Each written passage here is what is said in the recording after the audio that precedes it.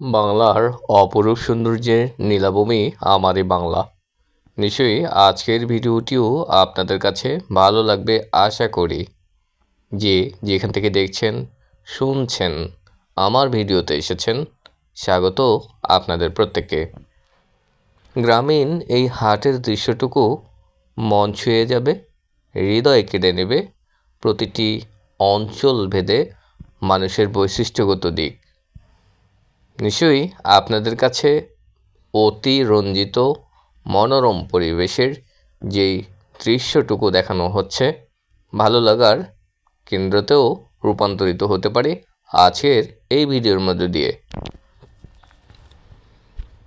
মূলত হাটকে কেন্দ্র করে প্রতি সপ্তাহে বৃহস্পতিবার হয়ে থাকে এই বাজারটির নাম নিশ্চয়ই অনেকের কাছেই ইতিমধ্যে পরিচিত হয়ে গিয়েছে, গোলাকান্দাইল হাট, যেটা গাউসিয়ায় প্রতি বৃহস্পতিবার বসে থাকে সকাল থেকেই সন্ধ্যা পর্যন্ত। এই হাটে আসলে যারা প্রান্তিক খামারি, শখের খামারি, নিজে লালন পালন করেন, বুড়ো জোয়ান ছোট প্রত্যেকেই বিক্রেতা আছে এই হাটে। চাইলে আপনারাও যে কোনো মুহূর্তে বৃহস্পতিবারকে কেন্দ্র করে আসতে পারেন এই হাটে। মাঝে মধ্যেই আমি এই হাটকে বলে থাকি গাউসিয়ার গোলাকান্দাইল হাট নামে পরিচিত, বাট আমার কাছে মনে হয় রূপের কোনো এক হাট। মাঝে মধ্যেই আমি বলি এইটা রূপের হাট। সম্মানিত শ্রোতা দর্শক যারা এই মুহূর্তে আমার লাইনে এসেছেন, ভিডিওগুলো দেখেছেন, আপনাদের প্রত্যেকে স্বাগত জানাই। অলরেডি একজনের চিরুনি দিয়ে শুরু করে দিয়েছে, এটা কি বলে, ভেড়া, সম্ভবত ভেড়ার বাচ্চাকে লালন পালন শুরু করে দিয়েছে। সৌন্দর্যের দিক থেকে কিন্তু এখানকার যারা খামারিরা আছেন অথবা প্রান্তিক খামারি যারা আছেন, তারা কিন্তু নিজেদের মতোই কিন্তু স্বচ্ছ পরিষ্কার পরিচ্ছন্ন রাখছেন প্রতিটি প্রাণীকে।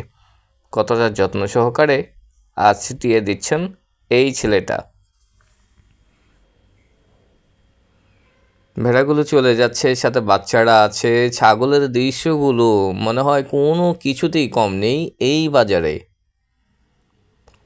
কি কিউট ছাগলের বাচ্চাগুলো। এখানে আসলে আপনাদের হৃদয় ছুঁয়ে যাবে, মন ভালো থাকবে। কিনুন আর না কিনুন, অন্ততপক্ষে এই বাজারে আসলে মনের সতেজতা বৃদ্ধি পাবে। আর এই বাজারটা হচ্ছে গোলাকান্দাইল হাট, যেটা একটু আগেও বলেছিলাম প্রতি বৃহস্পতিবার সকাল থেকে শুরু হয় এই হাট। হাঁসের বাচ্চাগুলো কত কিউট। নিশ্চয়ই আঙ্কেলও লালন পালন করবেন খুব যত্ন সহকারে।